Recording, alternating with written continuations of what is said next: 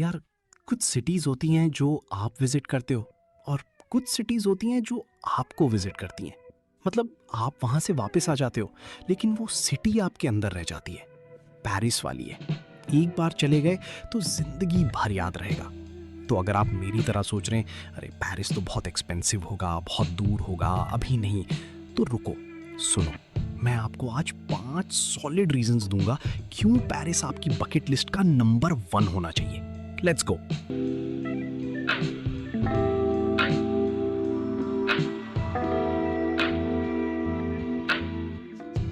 सबसे पहली बात, हम सब जानते हैं आईफल टावर, लूव, नोट्रे डाम, हाँ ये सब देखना है। बट यार, पेरिस का असली जादू कुछ और है। जो रास्ते इन लैंडमार्क्स के बीच हैं वो भी उतने ही खूबसूरत हैं। सोच लो, क्रीम कलर्ड बिल्डिंग्स, छोटी छोटी आयरन बैल्कनीज, हर गली में एक बुलांजरी जहाँ से वार्म ब्रेड की खुशबू आ रही है। आप बस निकलो, कोई प्लान नहीं, कोई डेस्टिनेशन नहीं, और घंटों बाद रियलाइज करते हो कि आप खुश हैं एकदम। द मारे में मिडीवल लेन्स हैं, एंटीक और हिप दोनों साथ। मॉन्टमार्ट्रे में कॉबलस्टोन रास्ते हैं आर्टिस्ट्स के साथ। सेंट जर्मेन में ऐसी कैफेज हैं जहां लगता है फिलोसोफर्स अभी भी बैठे हैं। पेरिस एक पेंटिंग है और आप उसके अंदर चल रहे होते हो।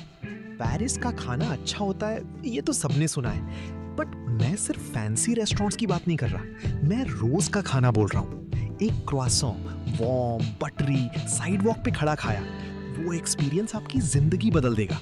सीरियसली, एक जंबो बेर सैंडविच, बस हैम और बटर एक बैगेट में, इतना सिंपल, इतना परफेक्ट। और एक क्रेप हाथ में लेके पेरिस की गलियों में घूमना, यार ये फीलिंग कोई और सिटी नहीं दे सकती। और अगर प्रॉपर्ली बैठ के खाया, स्टेक फ्रीट, डक कॉन्फी, एक अच्छी वाइन, तो समझो फ्रेंच लोग खाने को कल्चर क्यों कहते हैं। वो सिर्फ पेट नहीं भरते, वो एक एक्सपीरियंस देते हैं। पेरिस में खाना एक लेसन है। लूव अकेले 3 दिन लेगा, 35,000 से ज्यादा आर्ट वर्क्स, वीनस डी मीलो, विंग्ड विक्ट्री, और हाँ, मोनालिसा, जो सरप्राइजिंगली छोटी है लेकिन फिर भी आपको 1 सेकंड के लिए रोक लेती है। लेकिन सिर्फ लूव नहीं, म्यूजे डॉर्से में दुनिया का सबसे बड़ा इंप्रेशनिस्ट कलेक्शन है। मोने, रेनोir, वैन गो, सब एक बिल्डिंग में, सीन के बिल्कुल पास। और अगर आप थोड़े एडवेंचरस हैं तो नीचे जाओ। लिटरली पेरिस के कैटाकोम्स में 60 लाख लोगों की हड्डियां हैं, किलोमीटर्स लंबी टनल्स में। ये सुनने में क्रीपी लगता है, लेकिन ऑनेस्टली ये एक of the most unforgettable experiences है जो आप कभी करोगे। पेरिस सिर्फ आर्ट नहीं दिखाता, ये आपको याद दिलाता है कि इंसान कितनी एक्स्ट्रॉर्डिनरी चीजें बनाते आए हैं। पेरिस एक टाइप की सिटी नहीं है, और यही उसकी सबसे बड़ी खूबी है। आप रोमांटिक हो, सेन पे sunset, candle light restaurant, wine list जो खत्म ही नहीं होती, सब रेडी है।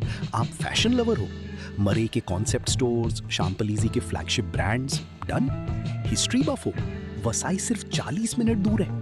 एक एक चीज इतनी ग्रैंड है कि आप स्पीचलेस हो जाते हो। नेचर चाहिए, लग्जमबर्ग गार्डन्स, पार्क मॉन्सो, कनाल सेंट मार्टिन, सब अवेलेबल।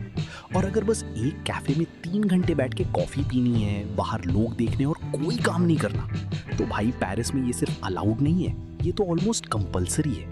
जो भी हो आप, पेरिस के पास आपके लिए एक वर्जन रेडी है।